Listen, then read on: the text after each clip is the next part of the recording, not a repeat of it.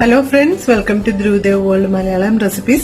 ഇന്ന് നമുക്ക് കൂന്തൽ അല്ലെങ്കിൽ കണവ എന്നൊക്കെ പറയും. നമുക്ക് അതിന്റെ റോസ്റ്റ് വളരെ പെട്ടെന്ന് ഉണ്ടാക്കിയെടുക്കാൻ പറ്റും. അതായത് നമ്മൾ ഉണ്ടാക്കുന്നത് വളരെ എളുപ്പമാണ്. കണവ വേവാൻ എടുക്കുന്ന സമയമുള്ളൂ കേട്ടോ, കൂടുതലായിട്ട് വരുള്ളൂ. അപ്പൊ നമുക്ക് വളരെ ഈസി ആയിട്ട് ഇത് എങ്ങനെ ഉണ്ടാക്കാമെന്ന് നോക്കാം. റോസ്റ്റിനുള്ള പാത്രം ഞാൻ വച്ചിരിക്കുകയാണ്. ഇതിലോട്ട് നമുക്ക് കുറച്ച് വെളിച്ചെണ്ണ ഒഴിച്ചിട്ടുണ്ട്. ഒരു 2 ടേബിൾ സ്പൂൺ വെളിച്ചെണ്ണയാണ് ഉപയോഗിച്ചിരിക്കുന്നത്. ഇതൊന്ന് ചൂടായിട്ട് വരുമ്പോഴേക്കും നമുക്ക് കുറച്ച് കടുക് ചേർക്കാം. ഞാനിവിടെ ഒരു 250 ഗ്രാം, അതായത് 1/4 കിലോ കണവയാണ് എടുത്തിരിക്കുന്നത്. കടുകൊക്കെ പൊട്ടി വന്നിട്ടുണ്ട്. ഇനി നമുക്ക് ഒരു കൈപ്പിടിയോളം തേങ്ങാക്കൊത്തിടാം കേട്ടോ. അത് മീഡിയം ഫ്ലെയിമിലാക്കിയിട്ട് നമുക്ക് ഒരു കൈപ്പിടിയോളം തേങ്ങാക്കൊത്തിടാം.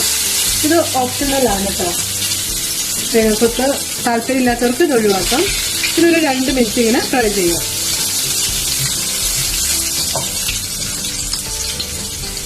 ഈ കണവയുടെ ഒപ്പം നമ്മളിപ്പോ ബീഫൊക്കെ കഴിക്കുന്ന പോലെ തേങ്ങാക്കൊത്തും കൂടി ഇടയ്ക്ക് അത് കടിക്കാൻ കിട്ടുമ്പോൾ ഒരു ടേസ്റ്റ് പ്രത്യേകമായിരിക്കും.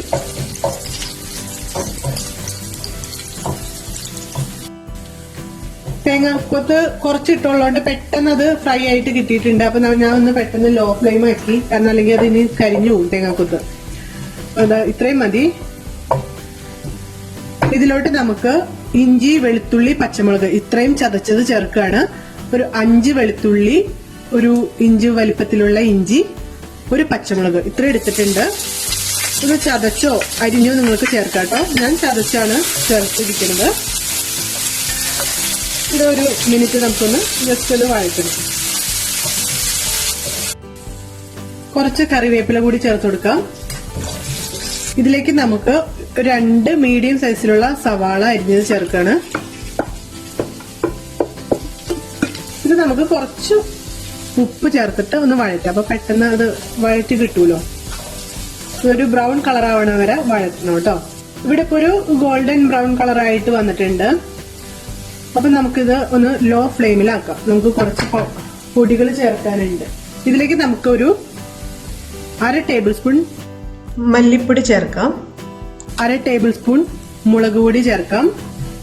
1/2 ടീസ്പൂൺ ഗരം മസാലപ്പൊടി, ഒരു നുള്ള് മഞ്ഞൾപ്പൊടി ഇത്രയും ചേർത്തിട്ട് ഒരു മിനിറ്റ് ഒന്ന് അതിന്റെ ആ ഒരു പച്ചമണം മാറാൻ വേണ്ടിയിട്ട് നമുക്കൊന്ന് ഇളക്കാം. അപ്പോ ഇത് പച്ചമണമൊക്കെ മാറി നമുക്കൊരു നമ്മുടെ മൂക്കിലോട്ട് അടിച്ച് വരും കേട്ടോ. മണം പച്ചമണമൊക്കെ മാറിയിട്ട് നമുക്കൊരു തുമ്മാൻ പാകത്തിനുള്ളൊരു മണവും.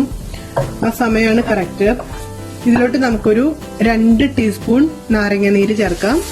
എന്നിട്ടൊന്ന് ഇളക്കി കൊടുക്കാം. ഇതിലോട്ട് നമുക്കൊരു 1/2 കപ്പ് വെള്ളം കൂടി ചേർക്കാം. ഇനി ഒന്ന് ഇളക്കിയിട്ട് നമുക്ക് അത്യാവശ്യത്തിന് ഉപ്പില്ല എന്നൊക്കെ നോക്കാം. ഈ സമയത്ത് നമ്മളിപ്പോ കൂന്തൽ ചേർക്കാൻ പോവാണ്. അതിനു മുന്നേ നമുക്ക് ഉപ്പൊക്കെ കറക്റ്റ് ആണോ ഈ ഇതിൽ നിന്ന് നോക്കാം.